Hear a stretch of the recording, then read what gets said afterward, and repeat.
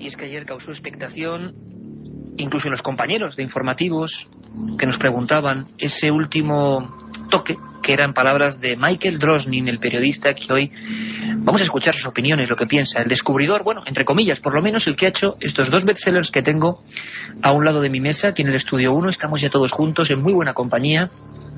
El Código Secreto de la Biblia, lo editó en España Planeta, un gran éxito, y el nuevo Código Secreto de la Biblia, número 1 en más de 30 países. ¿Por qué? Parece ser que todo lo que toca la Biblia, o el personaje de Jesús, pues, y más aún, con profecías, con tecnología moderna, con cosas que están por ocurrir, provoca sensaciones que hacen que la gente se abalance sobre estos documentos. Y vamos a hablar con los protagonistas y con investigadores que conocen muy bien esta historia. Nosotros, el equipo de Milenio 3, nos hemos puesto a investigar. Nos hemos quedado francamente impresionados. Personajes como Isaac Newton, ni más ni menos, parece que perseguían este código oculto de la Biblia. Hay informaciones escritas sobre su obsesión, esa obsesión que igual heredó de los cabalistas, de los que hablábamos hace un momento, por saber el reverso, la otra cara, las claves que había que descifrar. Carmen Porter, estoy en lo cierto. Buenas noches. Isaac Newton, ni más ni menos. Buenas noches, Iker. Pues estás en lo cierto. Isaac Newton estuvo detrás del código secreto, pero no lo pudo descifrar. Y por una simple razón, Iker, no tenía ordenadores en aquella época. Decía que la Biblia ocultaba una profecía de la historia de la humanidad. Estaba convencido además de que la Biblia y el universo entero eran un criptograma construido por el Todopoderoso. Esas son palabras suyas. E incluso el biógrafo de Isaac Newton, padre de la moderna física, ni más ni menos que John Keynes, padre de la moderna economía y catedrático en Cambridge, cuando hacía los trabajos sobre Newton, cuentan, Carmen, que descubrió documentos que probaban esa obsesión, esa vida nueva e inconocida de Newton, que era buscar con números, con fórmulas matemáticas, algo oculto en la Biblia. Efectivamente, Keynes llevó unos documentos escritos por Isaac Newton y descubrió en esos documentos que no hablaba sobre su teoría del universo, como sería lo normal, sino sobre la teología esotérica. O sea, y creía que el código de la Biblia lo estaba buscando y existía. Y llegamos al siglo XX. Es decir, estamos viendo que hay cosas que Michael Drosnin, este periodista que iba a estar aquí con nosotros, sus declaraciones van a estar aquí con nosotros en esta entrevista que nos ha concedido, no es tampoco el primero, pero sí parece que cuentan con el factor informático que no tenía nadie antes.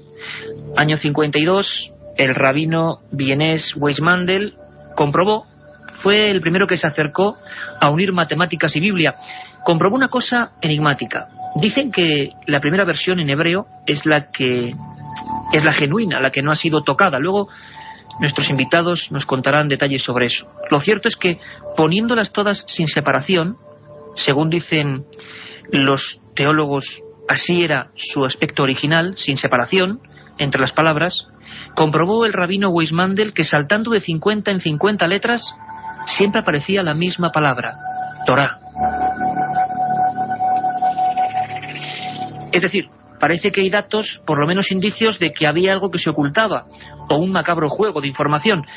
Y resulta que llegamos a los años 90, concretamente al 92, y una persona, un profesor, Eliyahu Rips, da la campanada. Parece que ciertos programas de escaneo informático descubren ese código. Carmen Porter, ¿quién es este Eliyahu Rips? Pues es un matemático que vivía en Jerusalén y es experto en la teoría de grupos, que es el modelo matemático en el que se basa la física cuántica. Además, él es el que inventa el código secreto de la Biblia. Conoce a Drosnin en 1992 y le enseña durante una semana sus descubrimientos y algunos de los mensajes encriptados que ha hallado ya dentro del texto. Rips elabora un modelo matemático que, aplicado por ordenador, confirma la codificación del Antiguo Testamento. Y lo que hace, y esto sí que es difícil, y ayer lo hablaba con uno de nuestros jefes, con Mariano Revilla, y me decía, Iker, por favor, hay que explicar muy llanamente, muy sencillamente, para que todo el mundo nos entienda a través de las palabras, qué es el código de la Biblia. Carmen, no sé cuántos son, ¿tienes tú por ahí el dato? ¿Cuántos son las palabras concretas que tiene la Biblia en hebreo?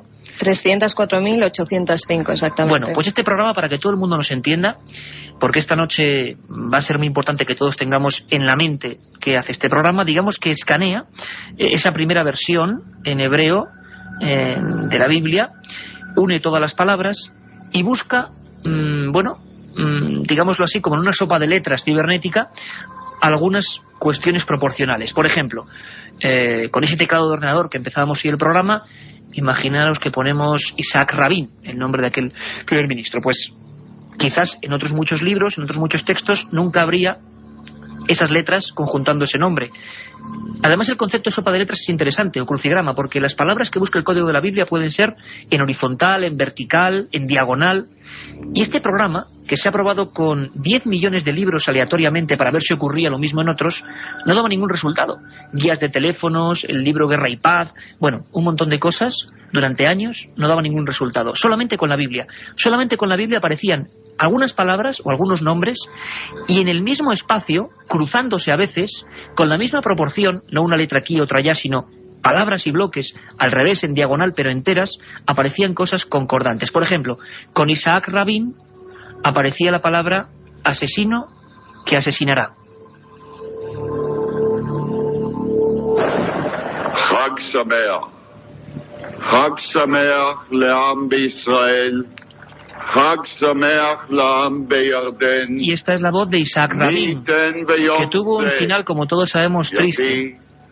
La historia del código de la Biblia se hace célebre porque este periodista del Washington Post y de Wall Street Journal, Michael Drosnin, autor de este código secreto de la Biblia, afirma que un año antes, cuando ve que en esa primera prueba con el código sale Isaac Rabin y cruzándose en su nombre asesino que asesinará, le escribe y le advierte. Pero al parecer nadie le hace caso. Isaac Rabin es asesinado. Hemos hablado con Michael Drosnin. Esta es la primera aproximación a sus palabras, la primera vez que concede una entrevista a un medio radiofónico en castellano, y nos hablaba de este golpe tremendo, porque el primero es agnóstico, segundo, se considera un periodista para nada unido o enfervorizado por temas religiosos, pero el golpe de Isaac Rabin, un año antes él tenía la carta advirtiéndole, le hace empezar a creer en este misterioso programa informático que saca claves de la Biblia, claves que tienen que ver, palabras que se entrecruzan unas con otras. Escuchamos, nos introduce nuestra compañera Katia Rocha a Michael Drosnin hablando de este primer encuentro con el asesinato de Isaac Rabin. This was 2 years later. 2 years later. 2 años después de hablar con el famoso matemático israelí que descubrió el código secreto de la Biblia y de haberme dado una copia completa del programa informático que había creado, entonces comprobé que el nombre del primer ministro israelí, Isaac Rabin, aparecía codificado en la Biblia y cruzando su nombre, como en un crucigrama, las palabras asesino que asesinará. Me dejó impactado y fui a Israel para reunirme con el amigo más cercano del primer ministro. Y esa misma noche, tras la reunión, llamó a Rabin y le entregó mi carta al día siguiente, en la que le contaba lo que había descubierto, que la única vez que su nombre aparecía en el código de la Biblia, asesino que asesinará, cruzaba su nombre. Y debía tomárselo en serio, porque el asesinato de Kennedy estaba también en el código secreto de la Biblia. Esto fue un año antes de su muerte. Aquí estamos, la penumbra muy especial. Desde luego, con las informaciones, lo que vamos a hablar, tal y como está el mundo, pues a uno se le pone la carne de gallina, aunque siempre lo digo, somos optimistas y esto puede ser, pues bueno, una simple casualidad o no. No sé qué pensaréis vosotros. Don Javier Sierra, compañero de este equipo, buen amigo y director de la revista Más Allá. Buenas noches. Buenas noches, Iker. ¿Impresionante o no? Impresionante e impresionado, porque este libro, El Código Secreto de la Biblia, que se publicó hace unos años, en 1997, a fecha de hoy, a fecha del 2003, todavía no ha recibido ninguna refutación por parte de ningún organismo científico, pese a los intentos que ha habido, evidentemente, de decir que todo esto eran poco más o menos que casualidades aritméticas en un texto de 300 o 4.000 caracteres, como decía antes Carmen Porter. Pues pese a ello, y pese a los esfuerzos de muchos matemáticos en todo el mundo, por cierto, ninguno de ellos españoles, invito a si hay algún matemático español a que empiece a interesarse por este asunto, pese a ello, nadie ha podido refutar la contundencia de la existencia de un código dentro de la Biblia. Y es más, Javier, hay un personaje importante en esta trama, poniendo, digamos, todas las cartas sobre la mesa, que es Harold Gangs, que es alguien que intenta demostrar que es un fraude, el código secreto de la Biblia, cuando hay un gran impacto, año 97, a nivel mundial. Hablamos de 30 países, número 1, el libro en países como Estados Unidos, Francia, Reino Unido, Alemania, Israel, Italia. Carmen, ¿quién es Harold Gangs? Pues Harold Gangs es un decodificador de la Agencia Nacional de Seguridad de los Estados Unidos. Como bien has dicho antes, Iker cree que el código secreto de la Biblia, inventado por Rips, es un fraude e intenta desenmascararlo. Él mismo crea un código para aplicarlo a la Biblia y ve que realmente lo que Rips ha descubierto es un pelotazo, pero mundial. Dice que lo que hay allí es verdad y que el código revela muchas cosas, tanto pasadas como futuras, de nuestra vida. Y hemos querido trazar línea directa rápidamente con Washington. Allí está nuestro corresponsal, nuestro amigo y compañero Javier del Pino, y le hemos pedido que, con la maestría que él suele realizar y la síntesis, nos diga cómo ha sido la repercusión en ese país del código de la Biblia, qué piensa la gente de Drosnin, y también incluso, ¿por qué no?, pues que ponga un punto crítico, que es el que realiza o abandera una parte de la sociedad americana que no puede creer esto. Nos lo cuenta Javier del Pino. Buenas noches. Uno de los elementos que más crédito han proporcionado a Michael Drosnin es su currículum. Haber sido columnista del Washington Post y del Wall Street Journal hace pensar que su aproximación es puramente periodística. Además, Drosnin se declara agnóstico, es decir, no tiene intenciones religiosas en su trabajo y no pretende demostrar la existencia de Dios. Pero al mismo tiempo, los críticos dicen que Drosnin se escuda mucho en esa profesión de periodista, como queriendo demostrar una credibilidad de la que quizá carece. En Estados Unidos, el libro ha tenido solamente un éxito relativo. Los medios no se volcaron en la obra cuando se publicó hace 5 años. El libro sí tuvo un cierto renacimiento después del 11 de septiembre, cuando empezaron a circular de nuevo las leyendas urbanas, las profecías de Nostradamus y cualquier texto capaz de predecir un desastre. Los americanos descubrieron que buena parte de su historia está reflejada en ese libro de Drosnin: el asesinato de los Kennedy, el atentado de Oklahoma, la llegada a la Luna, incluso el caso Watergate o la presidencia de Bill Clinton. Pero hubo también muchos estudios independientes de matemáticos y científicos que acusan a los defensores del código de ampararse en un concepto nada fiable, que es la probabilidad matemática. Acusan al autor de encontrar en el supuesto código solamente acontecimientos del pasado, no del futuro, y algunos, como el físico Randall Ingemanson, llegaron a decir que en cualquier secuencia de letras y de palabras se puede encontrar, mediante infinitas permutaciones, cualquier acontecimiento de la historia, cualquier nombre, cualquier fecha. Entre las críticas que se publicaron en su día hay de todo, desde quienes hablan de una nueva manera de entender la Biblia hasta quienes se declaran tan escépticos como para haber tirado el libro a la basura. Milenio 3, con Iker Jiménez, en la cadena SER. Javier Sierra, ¿por qué la Biblia y no otro elemento? ¿Y por qué la Biblia en hebreo? ¿Y por qué la Torá? Es decir, los 5 primeros libros de la Biblia: el Génesis, el Éxodo, el Levítico, los Números y Deuteronomio. Bueno, aquí hay una historia interesante. Es una antigua creencia judía que ahora quizá cobra sentido a la luz de lo que estamos exponiendo aquí esta noche. Desde hace 3000 años, la Torá se copia exactamente letra por letra, de tal manera que si una copia de la Torá contiene una errata, una palabra desdibujada, un significado equívoco, ese ejemplar de la Torá es enterrado y se prohíbe su lectura.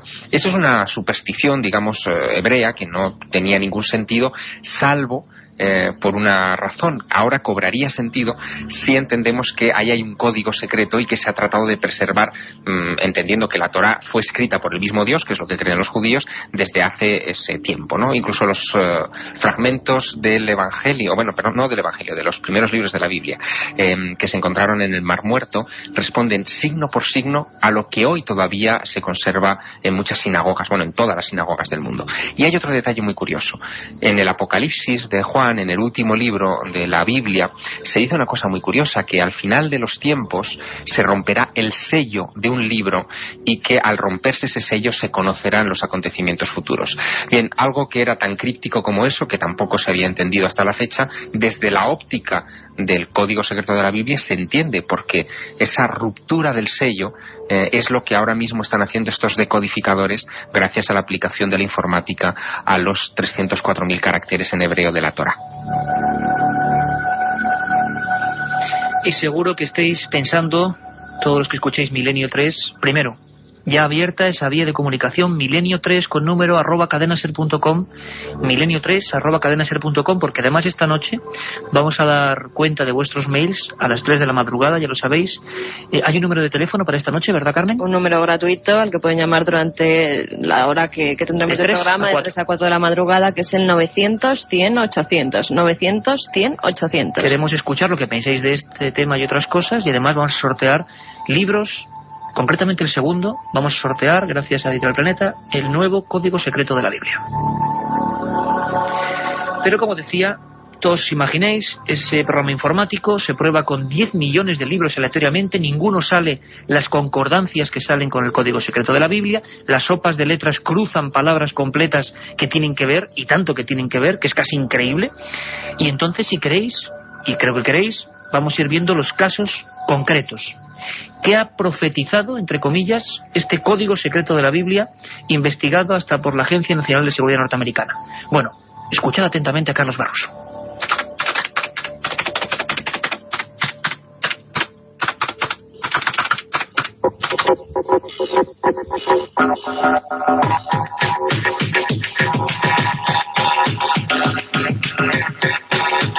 Los miles de caracteres de la Biblia en hebreo, colocados sin espacio entre ellos y escaneados por el programa informático de los profesores Eliyahu Rives y Rothenberg, arrojan sorprendentes revelaciones. Entrecruzadas aparecen palabras clave como Hitler y nazi, Apolo 11 y luna, o torres gemelas, atentado y avión.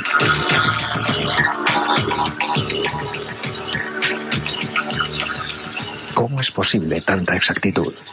¿Cómo el azar puede generar este tipo de carambolas? ¿Acaso la fuente que inspiró la Biblia conocía ya todos los hechos que estaban por ocurrir?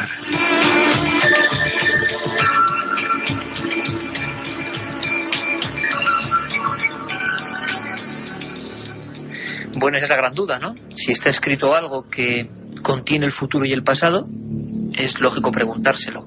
Se lo hicimos, la pregunta, a Michael Drosnin, el autor de estos libros bestseller mundial y sobre todo bestseller en polémica también. Le preguntábamos si en ese código, sin esas pruebas realizadas por Eliyahu Rives, profesor de la Universidad Hebrea de Jerusalén, aparecían, por ejemplo, Luna y Hitler. Y si poniendo Luna y Hitler, ¿con qué palabras se cruzaban? Escuchamos. Codificado en la Biblia aparece no el nombre de Neil Armstrong, pero sí las palabras hombre en la luna, Apolo 11 y la fecha exacta que Armstrong pisó la luna, todo ello entrecruzado en un texto de 3.000 años de antigüedad. Hitler aparece con nazi, hombre malvado y con putrefacto, que describe claramente como una figura de maldad tremenda, y claramente también describe la Segunda Guerra Mundial, incluido el bombardeo de Hiroshima y el año 1945. Todo ello está en el código de la Biblia.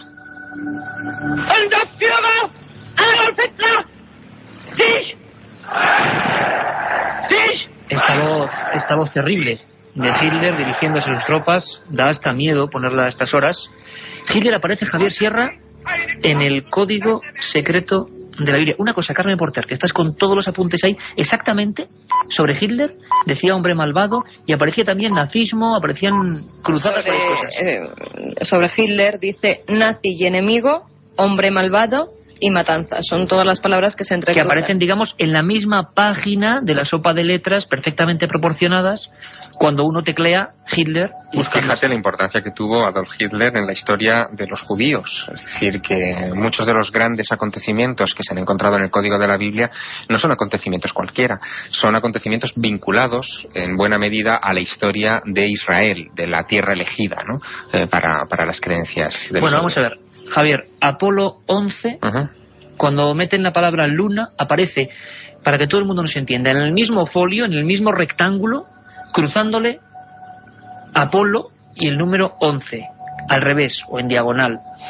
Aparecen fechas que se corresponden no con otros números, pero ¿esto es posible o podríamos hablar de una carambola matemática? Lo importante es cuantificar esa carambola matemática. Mira, hay una de las partes, cuando se inició la investigación sobre el Código Secreto de la Biblia, que a mí me llamó la atención, que fue un experimento que se publicó además en una revista científica, que lo llamaron el experimento de los 12 rabinos.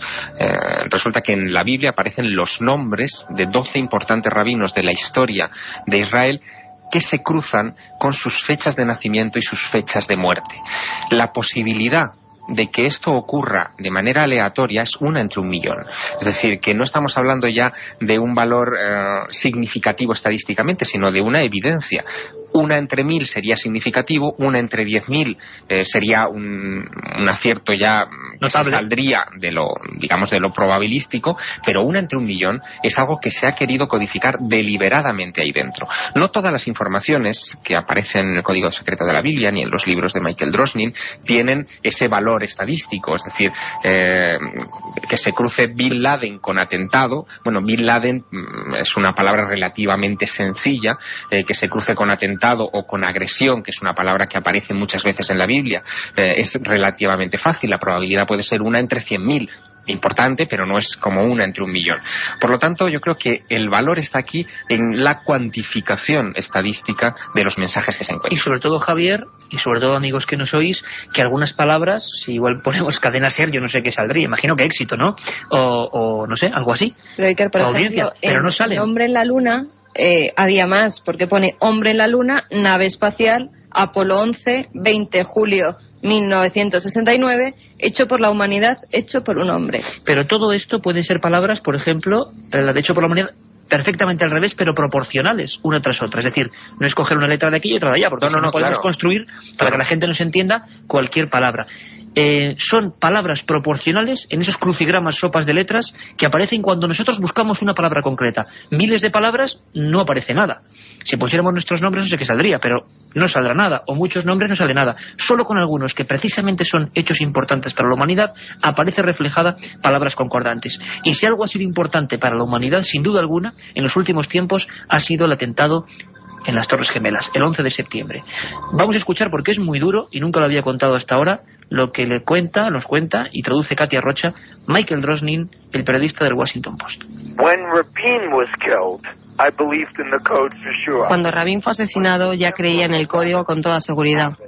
Pero cuando el 11 de septiembre tuvo lugar, cuando vi con mis propios ojos y desde mi tejado cómo el segundo avión se estrellaba contra la torre y después ambas torres se desplomaban, y esos hechos los busqué y los encontré en el código con todo detalle: las Torres Gemelas, los aviones desplomarse, todo aparecía en el código en el mismo lugar, en un texto de 3.000 años de antigüedad, y yo lo estaba viendo realizarse en cuestión de minutos ante mis ojos. Fue entonces cuando creí no solo que el código era real, sino que todos los peligros que el libro advertía eran totalmente reales. He estado 3 veces con el jefe de los servicios de inteligencia israelí. También en el Pentágono con el servicio de inteligencia militar americano. Ellos tomaron el código secreto de la Biblia realmente en serio. De hecho, lo están usando ahora mismo para cazar a Osama Bin Laden. La otra realidad. Milenio 3, en la cadena SER. 1937. 200 personas mueren trágicamente en el santuario de la Virgen de la Cabeza. 1971 aparece el fenómeno de las caras de Belmez. 2003. ¿Qué relación existe entre estos dos episodios? Descúbralo en Tumbas sin nombre. Un apasionante libro de Iker Jiménez y Luis Mariano Fernández. Una tragedia, un misterio, una investigación. Editado por Editorial Edad. Un viaje en busca del misterio. Milenio 3, en la SER.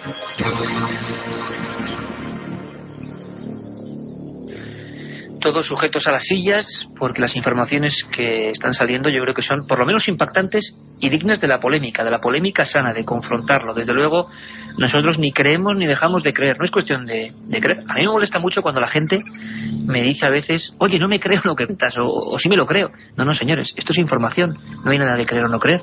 Se podrá compaginar, verla y valorarla. Y aquí vamos a hacerlo esta noche.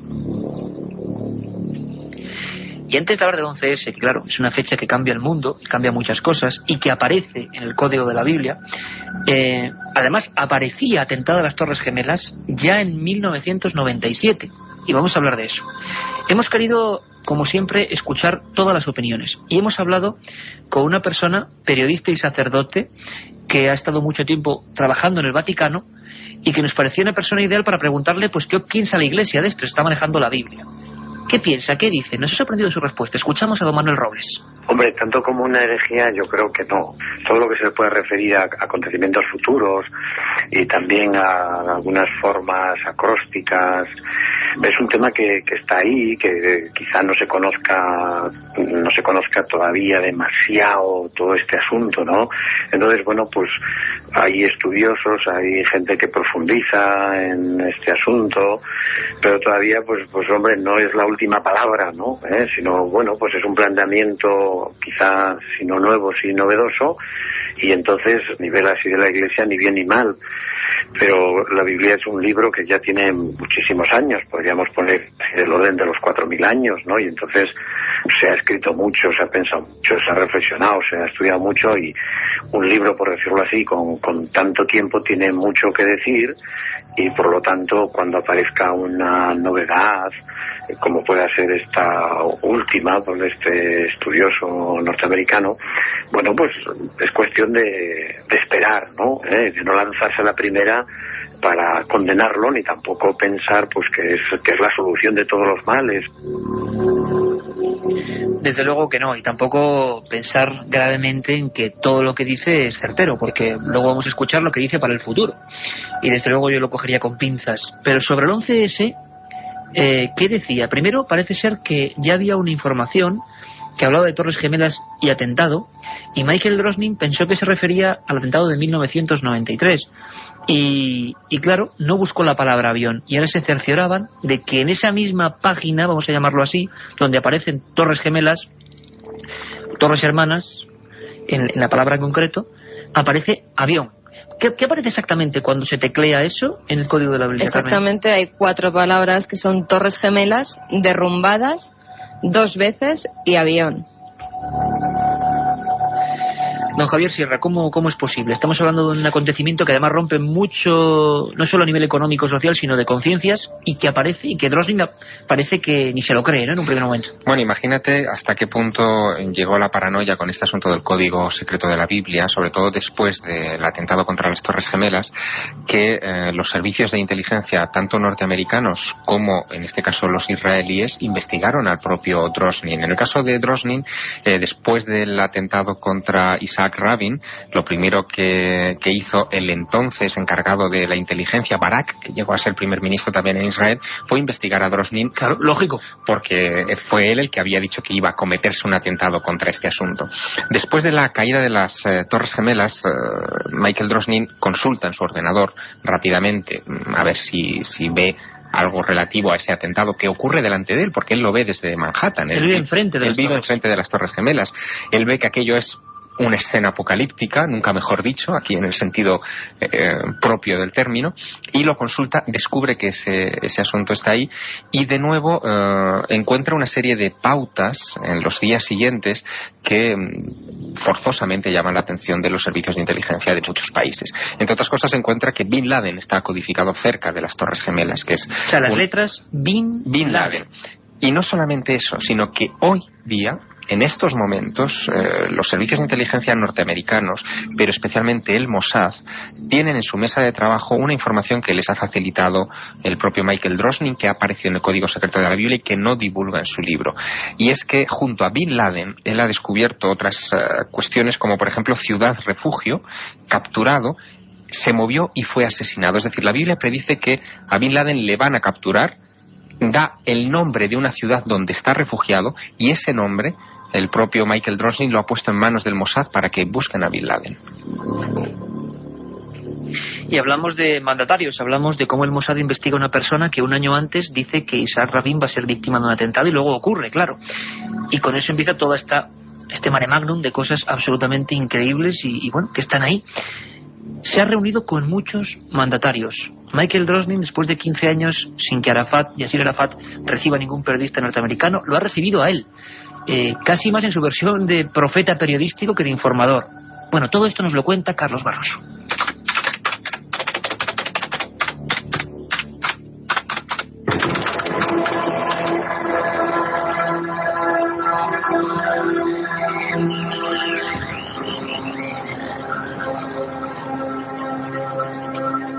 Michael Drosnin es un periodista que se considera agnóstico.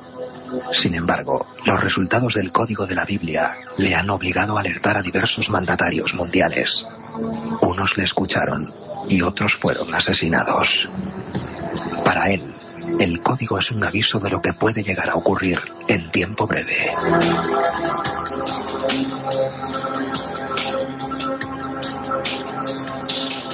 En los criptogramas, con las palabras perfectamente encadenadas, se repite con insistencia una fecha inquietante.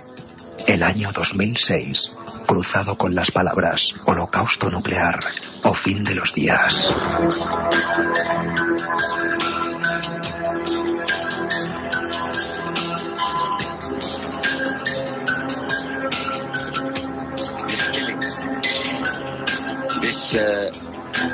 Even what our women had faced. Y esta es la voz de Yasir Arafat, que ha recibido a Michael Drosnin, periodista autor del Código Secreto de la Biblia, muy impresionado. Impresionado, Carmen, porque el nombre de Yasir Arafat, al igual que Isaac Rabin, parece que está ahí y con la misma palabra que se cruza. Efectivamente, igual que en el caso de Rabin, al lado de la palabra Yasir Arafat viene asesino que asesinará. Asesino que asesinará. Vamos a escuchar, porque le preguntamos a Michael Drosnin, y ahora hablaremos de Arafat, con quién se ha reunido, qué mandatarios le han hecho caso, quiénes no, quiénes han tenido el libro del código delante de su mesa, que es muy interesante. Nos lo contaba así. El primer líder con el que me reuní fue el sucesor de Isaac Rabin, Shimon Peres. Poco tiempo después de que Rabin fuera asesinado, y se reunió conmigo porque sabía que yo había advertido a Rabin. Y muy interesante fue que nunca preguntó lo que el código decía sobre él, que por otra parte habría sido lo normal. Él solo quería saber qué decía sobre Israel. Y responderle no fue nada fácil. Le dije, holocausto en Israel. Atomic Holocaust. Pérez lo tomó muy en serio, aunque no es nada religioso. Él es el principal responsable en crear el programa de armas nucleares de Israel. Y él sabía lo peligroso que podía ser el terrorismo nuclear. De hecho, días después, di un discurso en el cual nunca mencionó el código de la Biblia, pero sí la mayoría de las advertencias que le había hecho. También me he reunido con su enemigo, Yasser Arafat, el líder de los palestinos, durante más de 2 horas en Ramallah.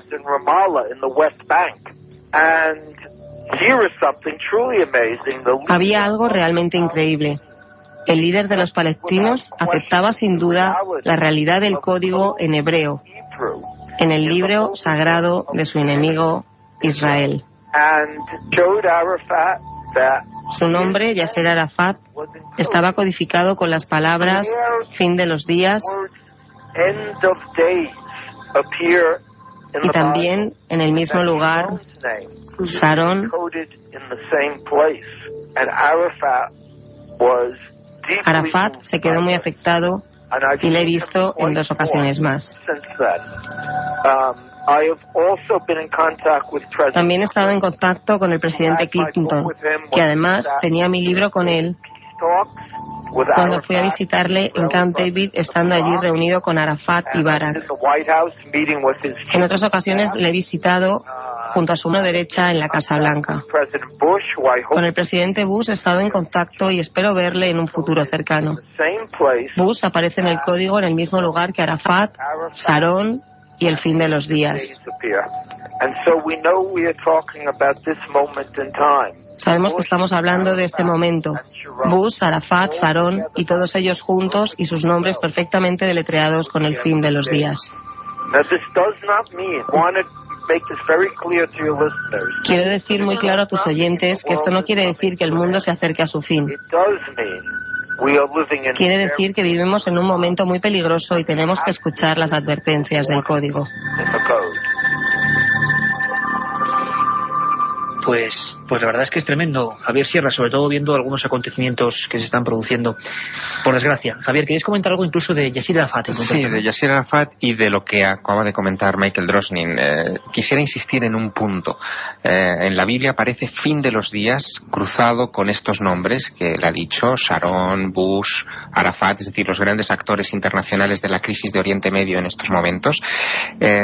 Y lo que dice la Biblia también es que en el momento en el que se acerque el fin de los días, y vuelvo a insistir en esa idea, se romperá el sello del libro, que es lo que precisamente está ocurriendo aplicando a la informática este asunto. Pero con el caso de Yasser Arafat hay una profecía que ojalá no se cumpla, pero una profecía terrible. No solamente es ese asesino que asesinará, que es la misma frase que aparecía cruzada con Rabin, sino que aparece también el emboscador lo matará, pistoleros de Yasser Arafat, terroristas y Hamas. Es decir, según la interpretación que da Michael Drosnin de lo que aparece en esos apartados de la Biblia, el propio Yasser Arafat está amenazado de muerte por su propia gente, es decir, por los propios o por el propio grupo fundamentalista Hamas, que es una advertencia a tener realmente en cuenta y que ha hecho que Yasser Arafat, durante las intervenciones públicas que él tuvo durante el año 2001-2002, cuando él conoció estas informaciones, apareciera visiblemente nervioso. De hecho, el propio Drosnin en su libro cuenta cómo en muchas de estas intervenciones aparecía con el labio, él hablaba del labio inferior temblando, no por una enfermedad, sino impactado con todas estas informaciones que le estaban llegando, porque él cree en ello. Claro, lo que es enigmático, Javier, es que después de 15 años sin recibir a periodistas norteamericanos, bueno, pues quede con Drosnin cara a cara 2 ocasiones, ¿no? Sin embargo, cabe la posibilidad, que por supuesto yo creo que puede caber, de que también este hombre se le ha ido el asunto, porque o que haya un vínculo o una posibilidad de fraude. Se ha comprobado, parece ser que el primer análisis de este asunto se realiza en la prestigiosa revista científica Estadística Científica norteamericana, y como tú decías antes, nadie lo ha refutado. Pero ¿es posible que Michael Drosnin esté sacando igual conclusiones fuera de contexto? ¿O toda la información está ahí? Bueno, hay 2 cosas que hay que tener en cuenta. Una, la posibilidad de que algunas de estas conclusiones sean precipitadas o que malinterprete algunas de estas, coincidencias que aparecen en la Biblia. Y la otra posibilidad, nada desdeñable, es que se esté haciendo algún tipo de uso de este tipo de profecías por parte de los servicios de inteligencia. Es decir, nada más interesante para el Mossad que poner nervioso a su enemigo Yasser Arafat, haciéndole llegar un periodista con unas informaciones que hablan de que le pueden asesinar en cualquier momento. Nada más importante. Aunque es obvio que le pueden asesinar hasta a cualquiera de estas personas que está en ese nivel, ¿no? Uno piensa que nadie que está en esos niveles, y máxime en un país en conflicto como es Israel desde hace tantos años, piensa que está a salvo de un atentado, de cualquier tipo de acción de guerra, ¿no? Pero el hecho de que aparezca escrito o aparentemente escrito en un texto de hace como mínimo 3000 años, pues la cosa cambia. El miedo se te cuela por dentro y desde luego es un arma peligrosísima. Lo mismo es aplicable a Clinton, que aparece en bastantes ocasiones en el Código Secreto de la Biblia relacionado con varias de las cosas que ocurrieron a lo largo de su mandato, y con George Bush actualmente, o con Ariel Sharon, que también aparece en unas circunstancias Clinton, bastante nefastas. al parecer, sí le ha recibido, pero Bush no ha querido enfrentarse a esta historia del Código Secreto de la Biblia. Le preguntábamos a este hombre, a Michael Drosnin, imaginaros el calibre de la polémica que ha montado a todos los niveles, religioso, informativo, informático. El que parece que siempre está más en la sombra es el creador del programa, pero ante todo, después de 6 años de vigencia pública de este asunto, nadie ha refutado el asunto de que ahí están las palabras en hebreo comprobables para cualquier persona. Y desde aquí lanzamos el reto. Si cualquier, como decía Javier, matemático, informático español tiene algún análisis que pueda tirar por tierra esto, pues casi lo agradecemos, ¿no? Y le pasamos el programa para que lo utilicen. Porque, Javier, eso lo contaremos más adelante, tú vas a sacar a la luz ese programa informático concreto, que creo que es otro pelotazo del que hablaremos con puntos y comas. Lo contaremos. Le preguntábamos a este hombre, a Michael Drosnin, ¿qué significa eso de fin de los días concreta y exactamente? Nos contaba esto. End of days, an atomic holocaust, Fin de los días, holocausto nuclear y guerra mundial están codificadas en el Código Secreto de la Biblia con la misma fecha, año 2006. En otras palabras, según el Código, tenemos 3 años para tratar de descubrir cómo cambiar nuestro futuro, para que el hombre pueda sobrevivir. Es muy interesante que en un texto antiquísimo llamado el Talmud, de 2000 años de antigüedad, que está en la Biblia, dice que el destino está escrito, pero la libertad de acciones está garantizada. Milenio 3, con Iker Jiménez, en la cadena SER. Milenio 3 con número @cadenaser.com, Milenio 3 @cadenaser.com, nuestra vía de contacto con vosotros. Nos preguntáis constantemente dónde podéis, quienes se pierdan el programa, volver a escucharlo a través de la red. Lo repetimos constantemente. Tenemos 2 páginas, www.ikerjimenez.com, la página donde están los archivos de Milenio 3, y milenio3.net, las páginas, por supuesto, con el permiso de la cadena SER, donde si os perdéis algún programa, ahí tenéis los archivos. Estamos hablando de fin de los días, de palabras muy fuertes y del 2006, pero Carmen Porter, tienes ahí todos los datos. ¿Aparece realmente 2006 o no aparece 2006? Tal como el número 2006 no aparece, aparece fin de los días 5766. Lo que pasa que es el año hebreo correspondiente a nuestro año 2006. Y le preguntábamos, además creo que esto es algo lógico que todos nos estamos preguntando al mismo tiempo, Javier Sierra el primero, le preguntábamos a Drosnin, bueno, esto está ahí, pero entonces, ¿quién escribió el código? ¿Quién lo hizo? ¿Quién lo cifró? ¿Quién lo metió ahí? ¿Para qué? ¿Con qué sentido? Y esto no respondía. Así es. El científico que descubrió el código secreto de la Biblia, el profesor Eliyahu Reeves, cree saber la respuesta. Es obvio que Dios escribió la Biblia, y lo sabemos porque la Biblia lo dice, y por ello también debió crear el código. Pero yo no soy creyente, incluso ahora que sé que el código es real. Alguien debió crearlo, pero no es una inteligencia humana, porque puede ver a través del tiempo.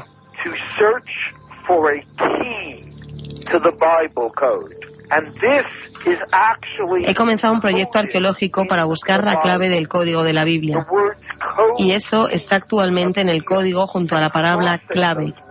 ambas entrecruzadas, de nuevo como en un crucigrama, en 2 ocasiones por la palabra obelisco. Nosotros sabemos que sigue habiendo obeliscos que se han llevado a Egipto, Nueva York, Roma, Inglaterra.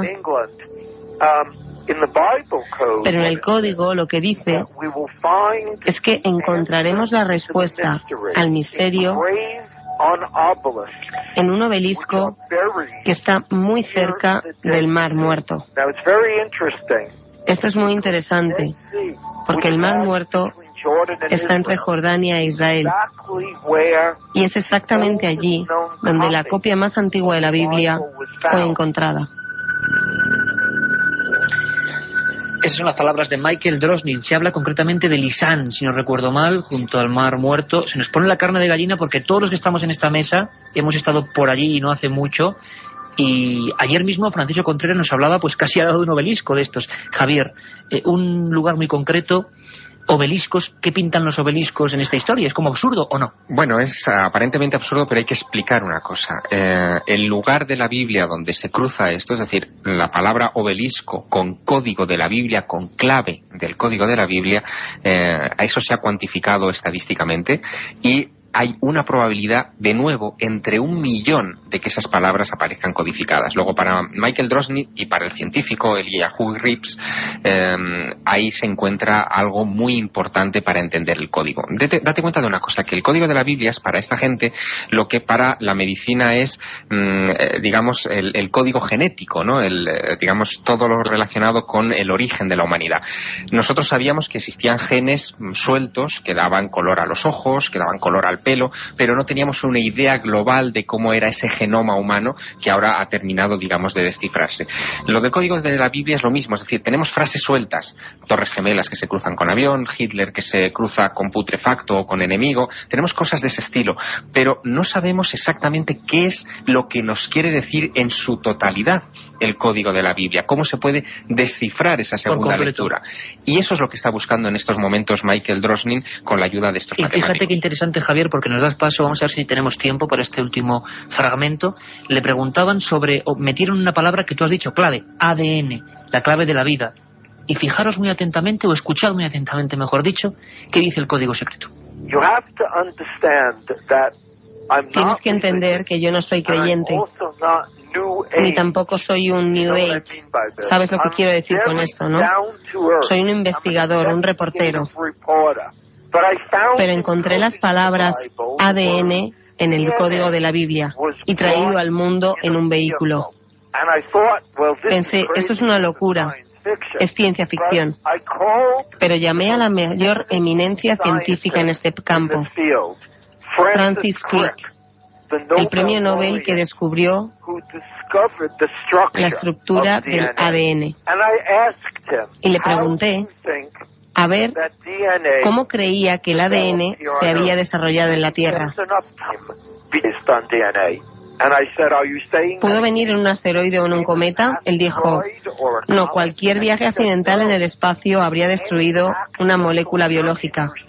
Le pregunté, ¿entonces qué quieres decir? ¿Que nuestro ADN fue enviado a la Tierra intencionadamente en una nave espacial? Contestó, posiblemente, por un ser increíble de otro planeta. Me dejó muy impactado. Era exactamente lo que había encontrado en el código de la Biblia.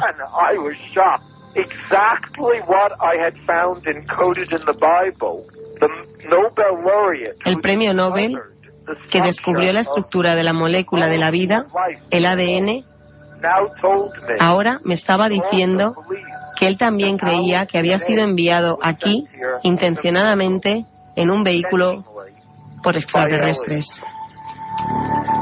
Florence Crick, ni más ni menos. Francis Crick, perdón, descubridor de la molécula de ADN.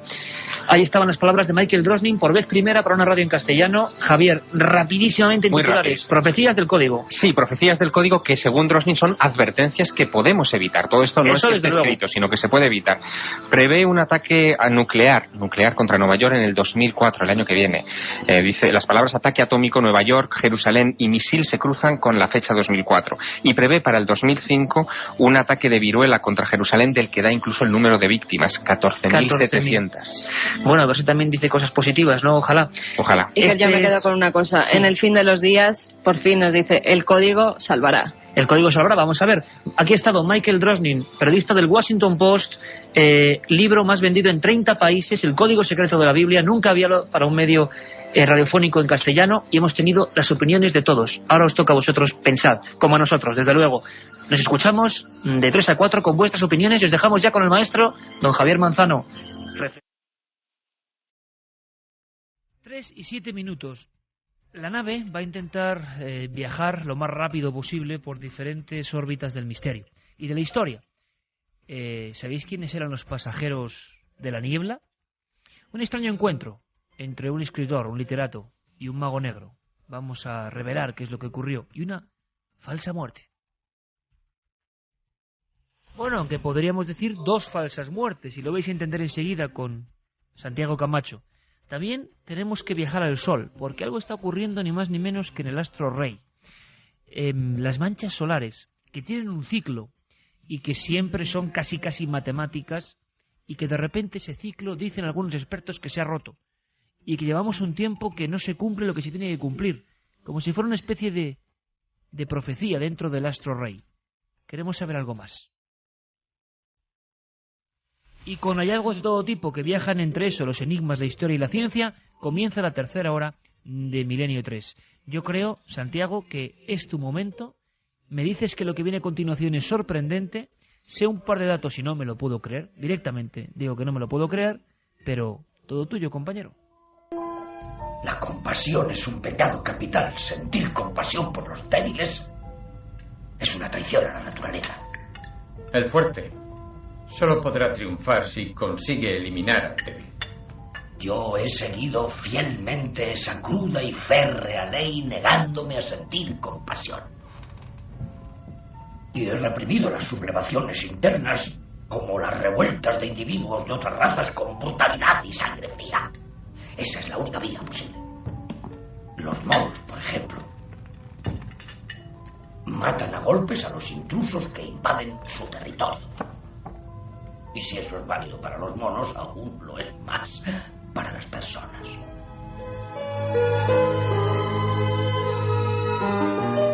En el búnker, cuando su imperio se desmoronaba a su alrededor, Hitler cenaba tranquilamente y soltaba los comensales teorías, como la que acabamos de escuchar. Pocos días después, moría. O tal vez no. Un buen amigo de este programa, José Luis Cardero, el antropólogo José Luis Cardero, en una de las pausas de la grabación de Cuarto Milenio, me contaba una historia en los camerinos que él mismo no le daba más valor que una anécdota, pero que a mí me impresionó. José Luis es un gran amante de Alemania, ha viajado mucho por aquel país y conoce muy bien la ciudad de Berlín. Y me contaba que en uno de sus viajes estaba sentado tranquilamente, descansando de su paseo en las cercanías de la Cancillería, cuando en el mismo banco se sentó una viejecita a su lado que desenvolvió un sándwich y empezó a comérselo tranquilamente. Y como quien no quiere la cosa, la viejecita, señalando un monumento cercano, dijo: allí había una salida del búnker y por allí salió, yo le vi. José Luis le preguntó: ¿a quién vio? A Hitler, claro. La verdad es que esta anécdota me pareció fascinante y no tardé en ver que en Internet había multitud de teorías, de especulaciones, de rumores sobre la presunta supervivencia de Hitler. Pero me pregunté, ¿existirán documentos? ¿Existirán papeles oficiales que puedan dar algo de crédito a esta versión?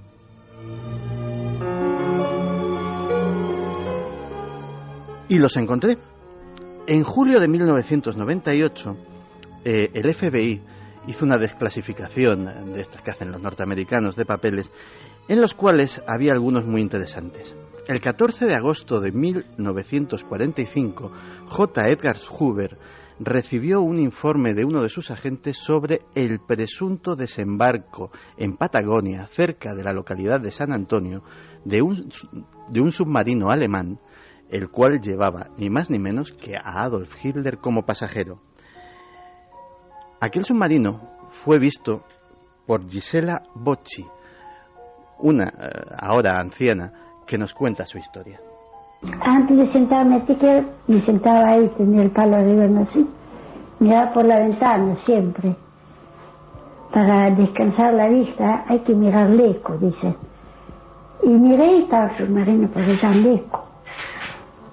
¿Eso en qué año era? Más o menos. Más o menos del año 46, 47, por ahí. ¿Y lo vio en la bahía? En la bahía estaba. ¿Estaba navegando? Navegando. Y se sintió un ruido de avión del telado que venía costeando al mar y se sumergió, se fue bajo agua el submarino. ¿Usted lo vio sumergirse? Sí, sí, lo vi. Pero es que por aquellas mismas fechas ni siquiera la prensa estaba de acuerdo con que Hitler hubiese muerto. La agencia TASS, en el 2 de mayo de 1945, la agencia de noticias soviética, decía así: el suicidio de Hitler es una nueva treta fascista para propagar la noticia de la muerte de Hitler. Los fascistas alemanes quieren dar a entender que Hitler ha abandonado la escena y se retira entre bastidores. Las autoridades aliadas se hallan lejos de estar convencidas de que Hitler haya muerto en realidad, y aun aquellos que aceptan este anuncio controvertido no creen que el Führer haya perecido en su puesto de comando de la Cancillería. También, el 18 de julio de 1945, la agencia de noticias United Press decía lo siguiente: en numerosas esferas oficiales de la capital se insiste en que el jerarca Hitler nazi desembarcó en Argentina el 30 de julio último, traído por el submarino U-530. Se inclinan esas esferas a dar crédito a la versión de que un bote de goma que ha sido hallado en Mar del Plata fue el que desembarcó a Hitler.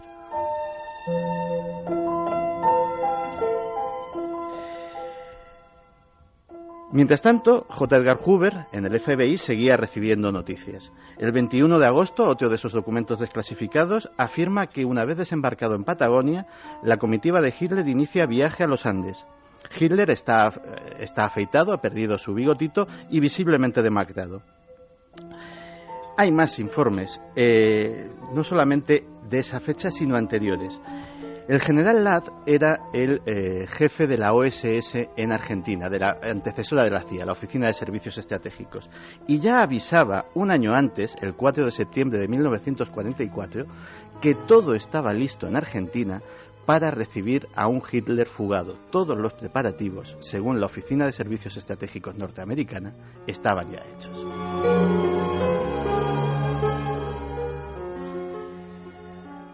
Por supuesto, también hay visiones posteriores. El 18 de diciembre de 1957, el Washington Daily News se hace eco de cómo un piloto alemán declara haber llevado a Dinamarca a Hitler y a Eva Braun, donde habrían embarcado en un submarino. Ya por los años 50 también hay en Argentina personas que afirman haber visto a Hitler. Catalina Genovese es una de ellas. ¿Cómo llegó y cómo se fue Hitler? Y tiene que ser que el mismo chofer que lo trajo lo llevó. ¿Y usted lo hablaba esto con el chofer? Y siempre con él comentaba, pero él se sabía reír, pero él se da cuenta que yo me daba cuenta. Y después más por el jardinero, porque el jardinero también se enteró, estaba más indignado. ¿En algún momento el chofer le dijo que era Hitler? Sí, él le dijo, sí, pero vos no digas nada, vos cállate la boca. Y bien, ¿qué yo le digo? Si yo no tengo interés de nada, además que a mí no me ha hecho nada, le digo. ¿Y usted a la señora le hizo algún comentario? Yo un día le digo, señora, le digo, ese de su primo. No, él está viajando. Por último, el 17 de febrero de 1955, el informe 245 de la propia CIA habla sobre la posibilidad de que Hitler haya sido visto en varias ocasiones en la capital argentina, en Buenos Aires. Alguna de ellas en compañía de otros célebres criminales de guerra fugados. Parece ser que Hernán Ancín, a quien vamos a escuchar ahora, fue testigo de uno de esos encuentros con Ante Pavelić, un general croata buscado por crímenes de guerra que se habría encontrado en Buenos Aires con Hitler. Debe de haber sido fines del 53. ¿Y en qué circunstancias? Vino ahí, venía. ¿A dónde? Al edificio a hablar con Pavelić. Venía caminando con los 3 guardaespaldas y la señora. Prácticamente lo traían caminando, ¿no? Porque apenas caminaba él.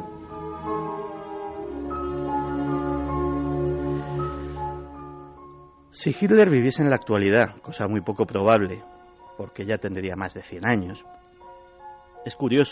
sería curioso saber qué opina él de todo esto, qué opina del mundo que se ha encontrado después de que su sueño se quedara roto, qué opina de los mitos, de las películas de Indiana Jones, qué opina de los ovnis nazis de los que tanto se hablaba.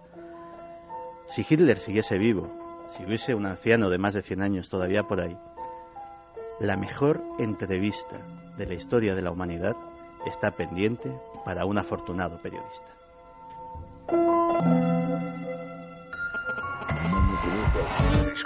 Manda un SMS al 7640. Escribe la palabra milenio, espacio y lo que nos quieras contar. Comentaristas de Milenio 3. Sabemos que siempre hay alguien al otro lado.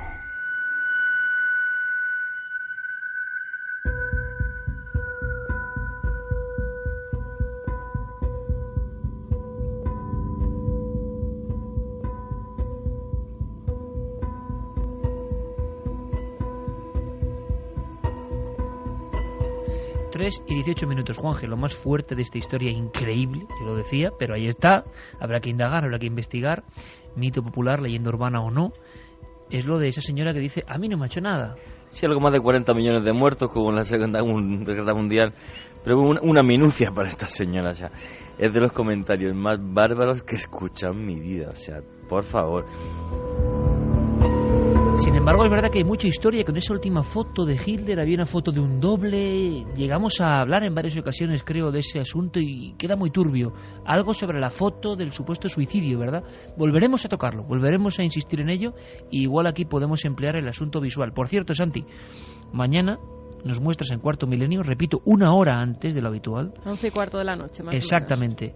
El armamento secreto de los nazis, el laboratorio nazi, desvelado en objetos, algunos de ellos, cuidado, reales, ¿verdad, Santi? Pues sí, gracias a nuestros compañeros de producción, algunos de esos objetos hemos tenido piezas, vamos a tener, mejor dicho, pero vamos, yo ya las he visto, piezas auténticas de museo que alguna incluso entró en combate en la Segunda Guerra Mundial. Bueno, pues no os lo podéis perder. Mañana Santi Camacho nos muestran imágenes en Cuarto Milenio, el laboratorio secreto de los nazis. Y qué mejor que este fondo tan misterioso que me pone Jeremy Martínez para dar paso rápidamente a una noticia. Quiero hablar con un buen amigo, aunque sea brevísimamente, porque nos hablan de Benjamina, la niña de entre 5 y 10 años, con más de medio millón de años en realidad, y con ciertas peculiaridades. Es el cráneo 14 de Atapuerca, de la cima de los huesos. Están pasando un sinfín de cosas en ese lugar. Se van dando a conocer después de mucho trabajo, después de cruzar piezas, datos, códigos. Pero da la sensación de que en ese lugar hay muchas claves de la evolución humana, algunas sorprendentes. José Manuel Nieves, amigo, buenas noches. Hola, buenas noches, Iker. Bueno, ¿cuál es la última sorpresa de la cima de los huesos? Pues es un cráneo de un niño que el cráneo estaba deforme, víctima de una malformación congénita que existe también en la actualidad, la sufren muchos niños actuales, es muy rara, afecta a muy pocos, a menos de 6 de cada 200.000 niños, y tiene un nombre muy raro también, se llama craniosinostosis. Las suturas del cerebro, del cráneo, se fusionan antes de tiempo, con lo cual impiden un crecimiento normal del cerebro, ¿no? Entonces, esta enfermedad ya han conseguido los científicos de Atapuerca detectarla en un niño de hace más de 500.000 años. y bueno, y diremos, ¿y qué? Y vale, pues tendrían enfermedades como los tenemos ahora. Sí, pero es que hace 500.000 años uno de los debates científicos sobre nuestros ancestros más grandes que hay era si eran, hasta qué punto eran humanos o no eran humanos. Y un rasgo muy humano es el de cuidar a un niño enfermo. El niño, que en el momento de su muerte debía de tener entre 5 y 10 años, quiere decir que pasó todo ese tiempo, todo el tiempo que vivió, le tuvieron que estar cuidando. Entonces, este es quizá el hallazgo, no en España, sino en todo el mundo, el hallazgo más importante en cuanto a esclarecer este aspecto de la vida de nuestros lejanos antepasados. Quizá para todo lo contrario, ¿no? Hemos visto otras culturas, José Manuel, a lo largo de la historia que se deshacían de este tipo de individuos. Claro, no solo culturas, sino que si estos eran más animales que humanos, como mucha gente piensa y mucha gente dice, los animales ya sabes que al que le pasa cualquier cosita muere, le abandonan o incluso se le mata, ¿no? Se le mata y sus propios congéneres de grupo acaban terminando con el animal enfermo, ¿no? Cuando la supervivencia propia deja un sitio para la supervivencia del prójimo, entonces es un rasgo humano, es un rasgo de humanidad. Y no se había podido demostrar hasta ahora que nuestros ancestros, en este caso son uno de los restos que apareció en el fondo de la cima de los huesos en Burgos, ¿no? En Atapuerca, que corresponde a una especie de homo que se llama Homo heidelbergensis, por Heidelberg, la ciudad alemana, que allí se encontró el fósil de referencia. Bueno, pues es la primera vez que podemos llegar a proyectar nuestras cualidades humanas, sociales y protectoras tan atrás en el tiempo, ¿no? Y eso es un indicativo muy grande. Van a cambiar muchas cosas a raíz de este descubrimiento. Cráneo 14, es posible que mucha gente que ahora nos escucha, José Manuel, nunca haya escuchado hablar todavía de la cima de los huesos, y da la impresión de que este lugar, de que esta poza, de que este orificio, ¿no?, que va hacia las profundidades y donde hay varios cuerpos, puede arrojar muchas sorpresas. Estamos ante uno de los yacimientos clave quizá para conocer nuestro pasado, ¿no?, más remoto. Atapuerca es un sitio que está en la sierra y hay varios yacimientos, o sea, hay 6 o 7 yacimientos y son todos excepcionales. En conjunto, es decir, todos los yacimientos de Atapuerca lo que nos dan es una radiografía del último 1.000.000 de años. Tardaremos años en terminar de excavar todo y hará falta que pasen varias generaciones de paleontólogos para poder terminar con todo lo que hay allí, ¿no? Entonces, la cima de los huesos, que está, pues hay que entrar a través de una cueva, son 500 metros de cueva y al final esa cueva es bastante dura de andar también porque tiene laminadores, es decir, lugares donde el techo y el suelo prácticamente se juntan y hay que arrastrarse para poder llegar hasta la bóveda siguiente. Bueno, pues después de 500 metros así hay una cima, que es un agujero que son 13 o 14 metros en vertical y ahí hay una especie de culo de saco pequeñito y agachadas. Y ahí han encontrado ya, por el momento, 28 individuos diferentes. Fíjate, 28 individuos diferentes de hace más de 500.000 años. Hasta Atapuerca, lo que tenemos de esa época, o sea, en todo el resto del mundo, lo que tenemos de esa época, apenas si son trozos sueltos de cráneo, un trocito de mandíbula, que quien lo encuentra lo considera un auténtico tesoro, ¿no? Y aquí tenemos ya como mínimo 28 individuos completos, lo cual nos da, además, la posibilidad de comparar características anatómicas, de hacer una especie de sociopaleontología, es decir, grupos, edades, niños, enfermedades, un montón de cosas que, o sea, es un tesoro, es un auténtico tesoro. Y esto solo en la cima de los huesos. Mucha gente quizá no sepa a estas alturas, porque han pasado muchos años del descubrimiento, ¿no?, a nivel, vamos a decirlo, mediático, de los hallazgos de Atapuerca, que José Manuel Nieves, a través del diario ABC, fue de los primeros que apoyó 100%, ¿no?, todo lo que allí estaba ocurriendo y que tantas alegrías ha dado al conocimiento de la evolución humana. Pero José Manuel, claro, una cosa importante, cuando uno está allí, cuando se aproxima a este lugar que nos has descrito, ¿qué siente uno? Cuando te metes dentro de la cueva, yo he tenido la suerte, pues no hay muchas personas que hayan bajado a la cima. Yo cuando bajé a la cima es algo pues diría que mágico, por si encontrarte en una obra hecha por el hombre, en una capilla, en una iglesia o en un castillo medieval ya te impone, pues encontrarte en este sitio es algo que te sobrecoge realmente. Pues perfecta definición. Seguiremos hablando seguro de Atapuerca. José Manuel Nieves, amigo, un fortísimo abrazo. Muchas gracias, Iker. Un abrazo a ti.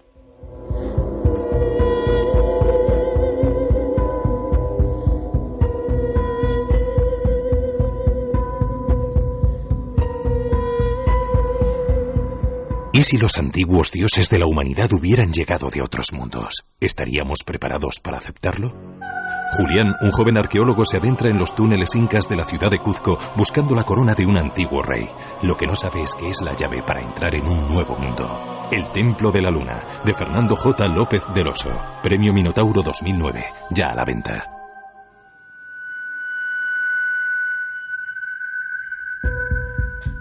Tres y 27.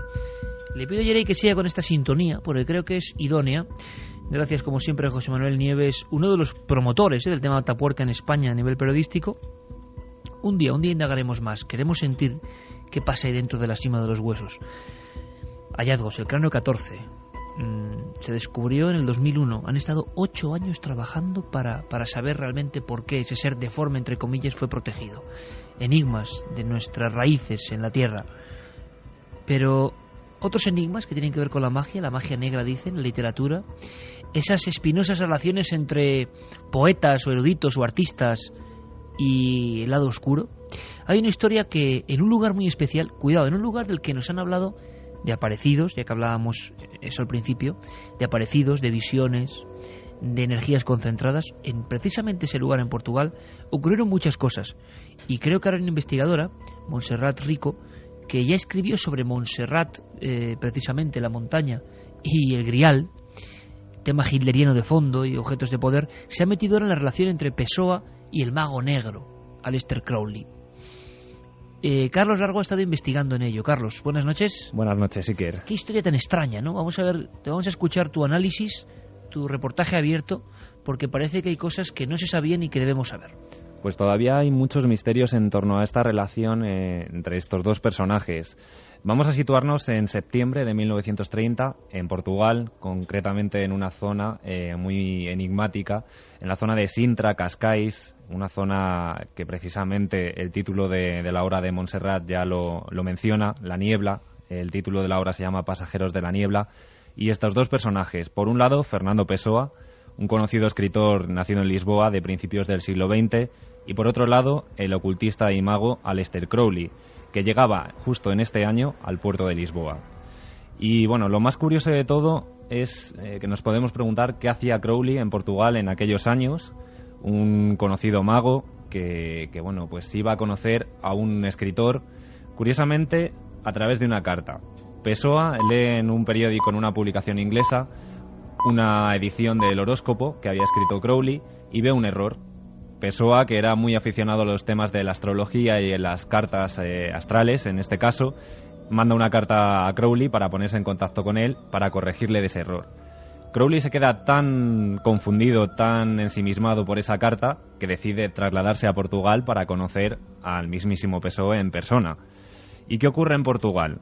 En Portugal teníamos a Fernando Pessoa, que se van a encontrar allí en la ciudad de Lisboa. Posteriormente toda la historia se trasladará, como decíamos, a Sintra, a Cascais, y vamos a empezar a conocer un poquito más acerca de la personalidad del propio Pessoa, porque es un personaje que siempre se ha quedado vinculado a las sociedades secretas, a las Rosacruces, por ejemplo, y también tenía una curiosidad en sí mismo, que es que se creaba varios heterónimos.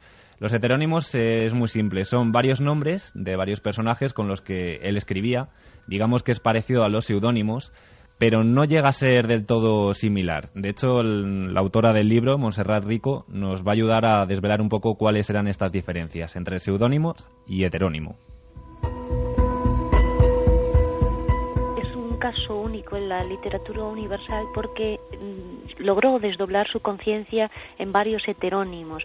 Es decir, él escribió bajo la autoría de de Álvaro de Campos, de Ricardo Reis, incluso de Irán Petrus cuando escribía sus textos apologéticos en favor de la masonería. hay que distinguir lo que son los heterónimos de los seudónimos, porque un seudónimo, tú puedes escribir una obra con sentido práctico con otro nombre que no es el tuyo, pues quizá para poder publicar en un año cosas que no podrías publicar en un solo nombre, ¿no? Pero este desdoblamiento le hacía asumir, por ejemplo, Álvaro de Campos era ingeniero y él asumía perfectamente la figura del ingeniero cuando escribía. Además tenía fecha de nacimiento y de función, ¿no? Estos heterónimos. Un alto en el camino, Carlos, porque estamos hablando de una de las grandes, alguien dirá que la más grande, bueno, hay opiniones, ¿no? Figuras de la literatura portuguesa, Pessoa, que podemos hablar casi de desdoblamiento de personalidad, pero que adoptaba perfectamente cada personaje para cada heterónimo. Llegó a tener un montón de personalidades, digamos, de heterónimos. Se había criado en Sudáfrica, de hecho, y se había trasladado pues con 18 años aproximadamente a Portugal de nuevo, porque digamos que en su vida le afectó mucho la muerte de su padre. Él tenía 6 años cuando murió y durante toda su vida siempre se ha sentido atormentado, Pessoa. Teníamos este personaje, pero también por otro lado teníamos el de Crowley. Decíamos que Crowley llega a Portugal para conocer a Pessoa y bueno, pues tener una conversación con él acerca de esa carta que le había llegado para corregirle en su horóscopo. Allí pudo contactar con Pessoa, tuvieron una serie de encuentros y que dejaron un gran influjo en la vida de Pessoa y en toda su obra. De hecho, Montserrat nos lo confirmaba que hasta la mismísima fecha de su muerte, en 1935, Pessoa tuvo en mente a Aleister Crowley. Sí, porque bueno, lo que le quedaron por vivir en realidad desde aquel encuentro en septiembre de 1930 fueron 5 años. Y sí que se puede sondear esa influencia del satanista mago Crowley, como bien has dicho, sobre todo en el poema del desasosiego, que es una obra posterior que firma con el heterónimo de Bernardo Soares. Sí, indudablemente le influyó.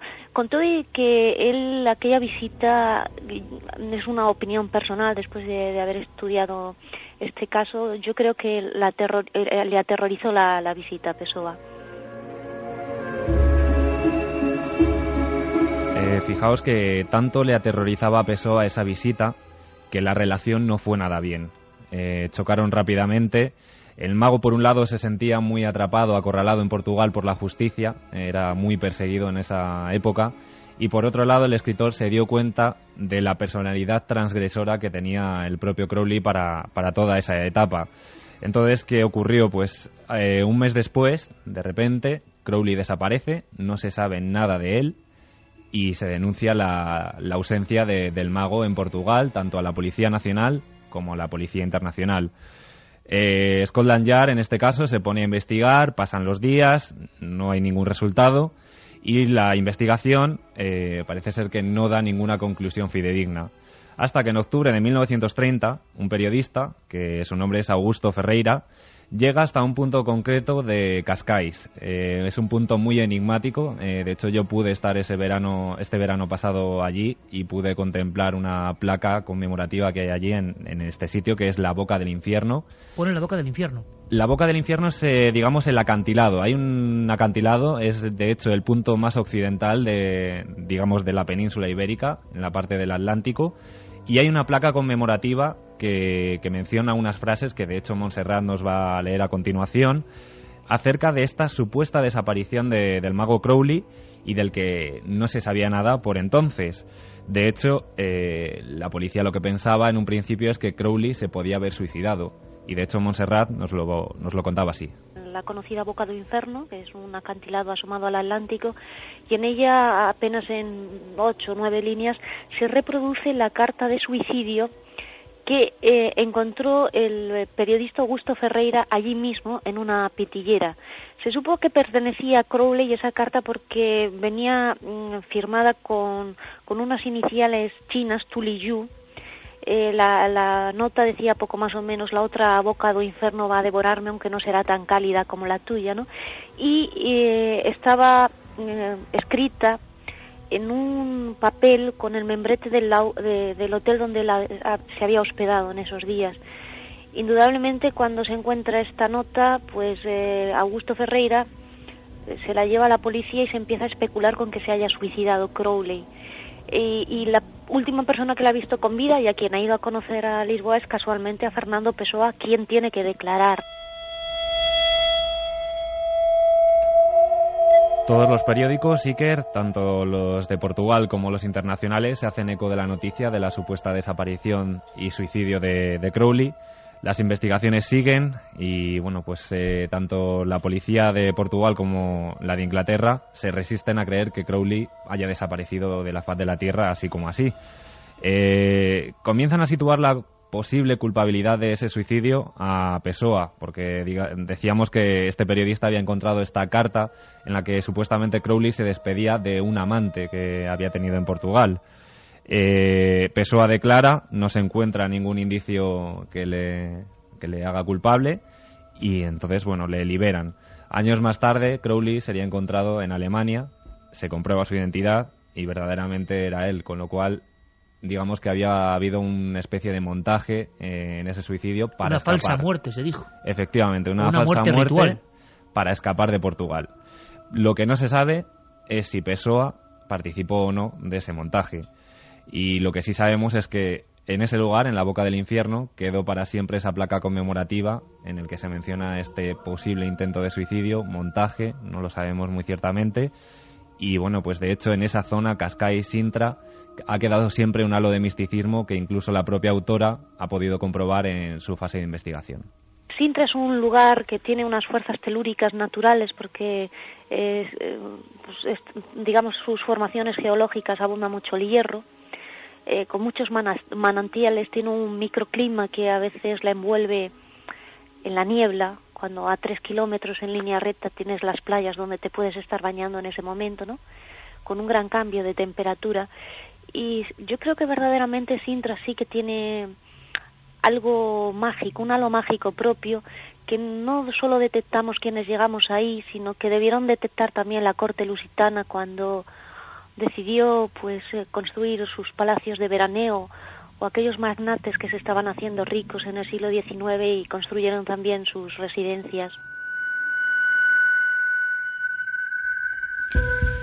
Pues algo ha debido quedar en estos lugares que tú has visitado, Carlos, porque no son uno ni dos los testimonios que nos llegaron, y ahora lo recuerdo y me gustaría tener una opinión vuestra, Juan G. Santi, estas historias que hacía Crowley, los magos negros, estos suicidios rituales o morir en una vida para nacer en otra, la relación, ¿no?, entre algunos poetas, escritores, gente muy sensible y estos otros magos reales, engañadores para otros, embaucadores de muchas generaciones de artistas.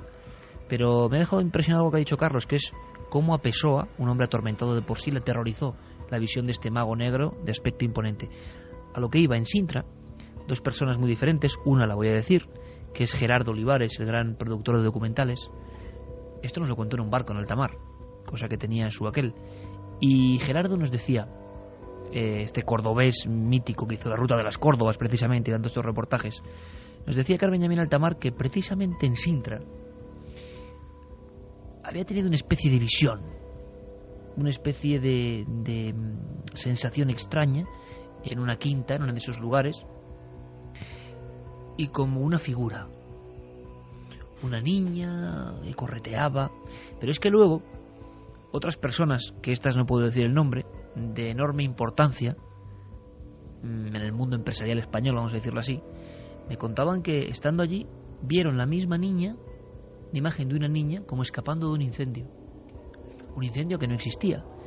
Parece ser que una de las quintas de Sintra se quemó varias veces y veía las llamas, una niña corriendo y su madre detrás. Personas creíbles 100%, esta última es de testimonio mucho más detallado. Que además se fueron. Se marcharon, se tuvieron que marchar. Se marcharon, sí, porque las visiones habían sido tan impactantes que no pudieron aguantar una noche más allí. Gerardo Olivares además es un tiarrón de casi 2 metros, vamos, que ha estado en 1001 aventuras y decía, mira, a mí es que es difícil que me asusten las cosas. Y Gerardo creo que hacía hincapié sobre todo en sonidos también que se produjeron, tendríamos que llamarle. Y desde luego estas otras personas, no una solo, nos han hablado de visiones. Es más, en Sintra se hace una foto muy extraña en una ocasión en una de las playas de un ser, o sea, en una zona como de barranco, de un ser acuerdo que se publicó hace muchos años. En fin, toda una sensación de lugar extraordinario, raro. Y tú has estado allí y estaba esa placa, Boca de Infierno, ni más ni menos. ¿Qué rituales haría allí en esos lugares Aleister Crowley? Lo que es increíble es que alguien vaya hasta Portugal desde el Reino Unido solo por una carta, ¿no? Todo suena a un juego espinoso, extraño, muy de los poetas, muy de los artistas, ¿verdad, Santi, Juan G? Bueno, en realidad es que no conocía la historia y me ha fascinado, pero tampoco te creas que me ha extrañado, porque una de las cosas más curiosas es cómo la figura de Crowley se ha desdibujado y no se le ha dado la influencia que realmente ha tenido.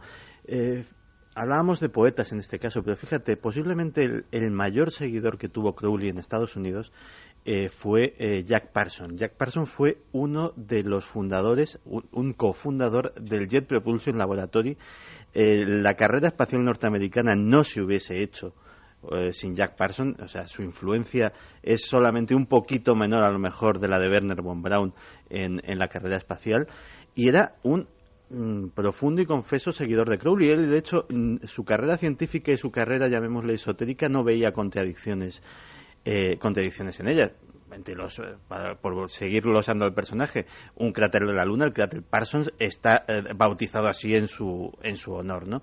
Y este hombre, seguidor de Crowley, se iba sin ningún tipo de reparos al desierto a hacer sus rituales y sus invocaciones y sus cosas, curiosamente acompañado de un gran amigo suyo y seguidor de Crowley en aquella época, que era Ron L. Hubbard, el creador de la Iglesia de la Cienciología. Con lo cual vemos que en ámbitos muy diferentes, las sectas o las religiones, perdón si algún cienciólogo se me enfada, las religiones, la ciencia, las artes, vemos que la figura de Crowley a lo largo del siglo XX va apareciendo salpicadita en todos sitios, ¿no? Curiosos estos magos negros, porque hay otros que son simplemente unos charlatanes, ¿no? Y que han engañado, pero algo debía tener Crowley para aparecer incluso en la portada del Sargento Peppers de los Beatles, donde reverenciaban, digamos, a las figuras más importantes para este grupo. Dicen que su magnetismo, su influencia, su malignidad, porque Pessoa habla de impresión y de miedo, era fundamental. Yo es que pienso que en el fondo lo que tenía Aleister Crowley, que para que la gente que no lo sepa, es creador, bueno, no solamente es un mago negro, sino creador de toda una secta que es la Golden Dawn, espía durante tiempo, o sea, es un personaje de novela, totalmente de novela. Pero en el fondo lo más impresionante de Crowley es lo que tú decías, y es el carisma que tiene este señor. Entonces ahí coincide con toda otra serie de personajes que han creado, llamados religiones o sectas, desde Hubbard hasta otros muchos, hasta David Koresh, si me apuras, que son capaces de embelesar con su palabra, con su presencia y con su mirada. Hemos hablado antes de un personaje, sobre todo Santi, yo siempre lo digo, que es para mí el mayor ejemplo de hasta dónde puede el poder de la palabra y del carisma, que es Adolf Hitler. Este señor convenció y encandiló a toda una nación, a todo un pueblo con ideas. Un pueblo bien preparado, ¿eh? Un pueblo bien preparado con ideas que en el paso del tiempo ha hecho ver a todo el mundo que son realmente absurdas. También te digo una cosa, el caso de Pessoa, que no conozco bien su biografía, yo pienso que sí que coincide con otra serie de personas que, buscando lo creativo, se acercan a lo transgresor. Quizás, por ejemplo, bueno, incluso acaban impregnándose del otro agresor, ¿no? Quizás el ejemplo más claro de personaje así que hacía... Él no era un tipo maldito, pero sí que la gente que le rodeaba acabara siendo maldita, es Pablo Picasso. Esa famosa película de Sobrevivir a Picasso refleja este hombre que es capaz de revolucionar el arte, pero con el que era imposible vivir total y absolutamente. La delgada línea, ¿no?, de lo artístico y la creación artística y la locura, ¿no? Sí. Mira, hay un caso que es increíble, que es el de Philip K. Dick. Philip K. Dick es, para que los oyentes se sitúen, el creador de las novelas en las que están basadas películas como Minority Report, como Blade Runner, como Desafío Total, un sinfín. Es posiblemente uno de los mayores escritores de ciencia ficción de la historia. Y Philip K. Dick se supo mucho tiempo después de que, y esto no era una licencia poética, sino que él decía que él no escribía sus novelas, sino que las escribía un ángel que tomaba, y no estaba siendo metafórico en absoluto, es decir, él estaba firmemente convencido de ello, que tomaba posesión de su cuerpo y que escribía a través de sus manos, pero que aquellos argumentos él simplemente era un espectador que vivía maravillado esa experiencia, pero que se dejaba llevar, era un canalizador, un medium. Y muchos escritores en esa línea han contado eso, ¿no? La posesión, entre comillas, o la sensación de que lo que han escrito, caramba, y nos ha pasado a todos los que escribimos, entre comillas, repito, o que hacemos cualquier cosa, jolín, este día esta frase estuvo especialmente bien, este escrito yo no lo vuelvo a escribir en la vida, vamos, y le llamamos inspiración, momento, pero hay sensaciones con el arte de que de vez en cuando tocamos algunas áreas que son difíciles incluso de programar y de volver a hacer con disciplina, ¿no? El tema es apasionante, de verdad. Carlos, gracias por el trabajo, muy muy interesante, de verdad, ¿eh? Habrá que investigar en esta relación entre el poeta de la melancolía, Pessoa. Mira lo que saca Carmen, que saca de la chistera cibernética unas cosas, mira lo que aparece. Que nos lo ha enviado Tere, a través del mail nos envía Tere la placa. Oye, esto es interacción radiofónica en vivo. Está hablando Carlos de Pessoa, Santi, Juanje de cosas y de repente, ¡pum!, ahí tenemos la placa, a otra boca de inferno. Eso Madre mía. Texto da Es carta siniestra, de Aleister siniestra. Crowley, famoso mago inglés, 1875-1947, para a súa compañeira, a muller Escarlate, simulando o suicidio na boca do infierno.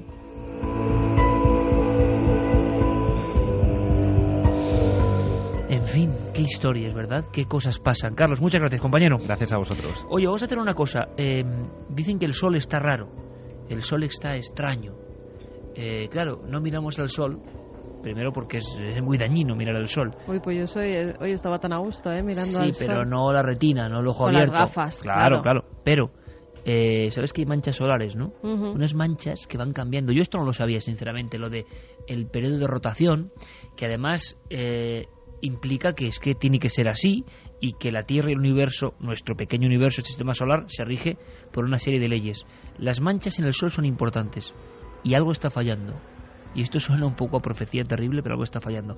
Nuestro compañero Fermín Agustí nos hace crónica con algunos expertos de qué está ocurriendo. Os hablo de estos días, que los expertos, aunque no lo cuentan, están extrañados. ¿Qué está pasando dentro del astro rey? El Sol se formó hace unos 4.500 millones de años, a partir de nubes de gas y polvo que contenían residuos de generaciones anteriores de estrellas. A pesar de ser una estrella mediana, es la única cuya forma se puede apreciar a simple vista. El Sol es enorme, lo más grande de nuestro sistema solar. No solo es la mayor estrella del sistema solar, sino la única que hay en él. Está rodeada por una serie de elementos más pequeños que denominamos planetas, cometas y lunas, pero el Sol es nuestra estrella.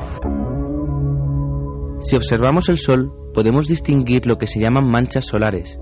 Son regiones de temperatura más baja que sus alrededores y con una intensa actividad magnética.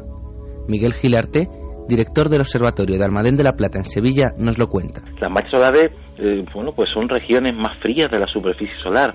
Tengamos en cuenta que la superficie del Sol tiene 6.500 grados, mientras que las manchas tienen 4.500 grados. Esta diferencia de unos 2.000 grados de temperatura hace que esas regiones, pues se vean mucho más oscuras. En realidad, la mayor temperatura se alcanza en el núcleo solar, con 15 millones de grados. Las manchas solares son en realidad intensos campos magnéticos del Sol.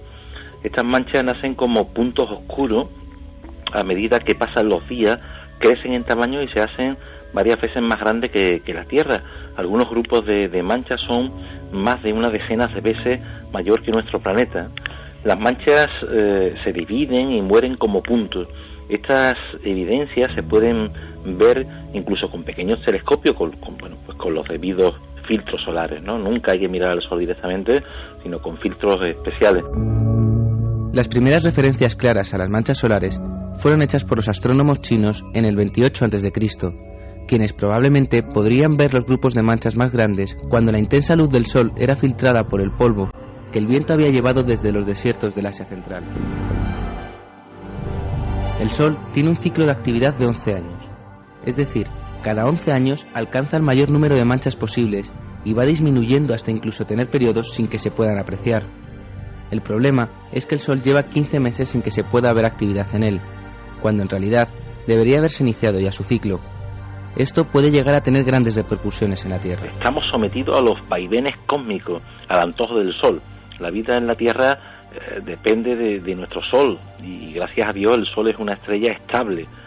Uno de los largos periodos de la actividad solar se denomina el mínimo de Maunder, que acaeció entre los años 1645 y 1715 y coincidió con la etapa más fría de la que se denominó la pequeña edad del hielo, que hizo enfriar el hemisferio norte del planeta hasta cotas insospechadas y que duró entre los siglos XIV y XIX, es decir, un periodo de tiempo larguísimo, ¿no? Los londinenses pues, podían atravesar andando el río Támesis. En Milenio 3 pudimos escuchar el mes pasado cómo suena el Sol en el espacio.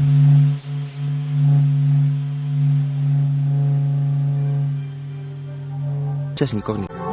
Y como si fuera la cola de un cometa, algo está pasando en el Sol. Habrá que vigilar esos ciclos de las manchas solares.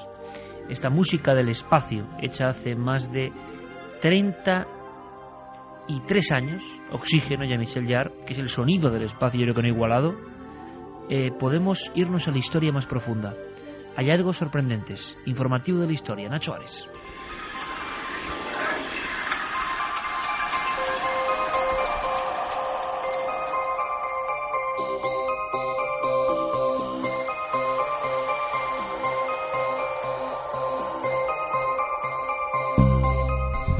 Las palabras del inglés I, we, two y three tienen más de 10.000 años de antigüedad. Así lo demuestra una investigación de la Universidad de Reading en el Reino Unido, basada en la comparación computerizada de términos y su evolución en el tiempo.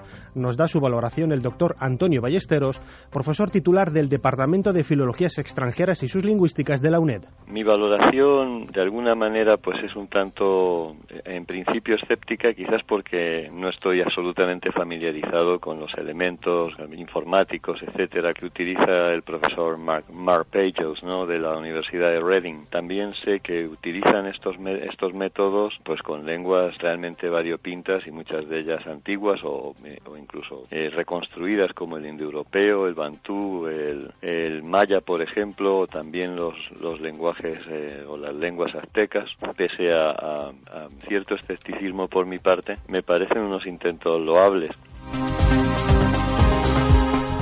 Para definir un concepto pueden surgir nuevas palabras en una lengua determinada, empleando para ello diferentes sonidos, lo que da la clave para conocer la edad relativa de una palabra en esa lengua.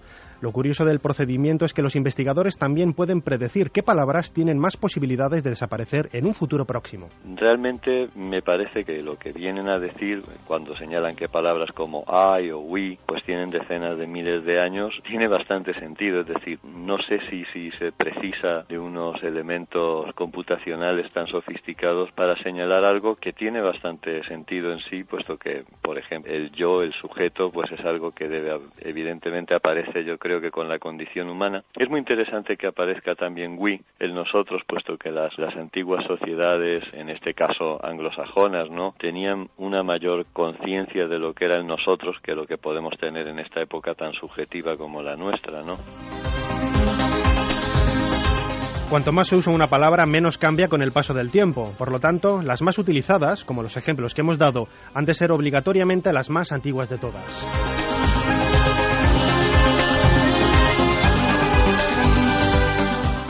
Una nueva traducción del clásico judío de la Revelación de Gabriel ha levantado cierta expectación sobre las nuevas líneas de trabajo que se abren en torno a las relaciones entre el judaísmo y el cristianismo. Nos habla de ello el biblista Javier Alonso, autor de La Última Semana de Jesús. Es un fragmento de un texto apocalíptico. La apocalíptica es un género literario que existe en el judaísmo de tiempos de Jesús, antes y después, y describe cómo van a ser los últimos días del fin del mundo. En este caso, el personaje que lo cuenta es el arcángel Gabriel, y bueno, pues da ciertas pistas. El problema es que el texto está muy muy dañado. El cristianismo no es más que una rama del judaísmo, no son dos religiones independientes, es hija del judaísmo, y las ideas y los conceptos que tiene sobre cómo es el juicio final prácticamente son idénticos.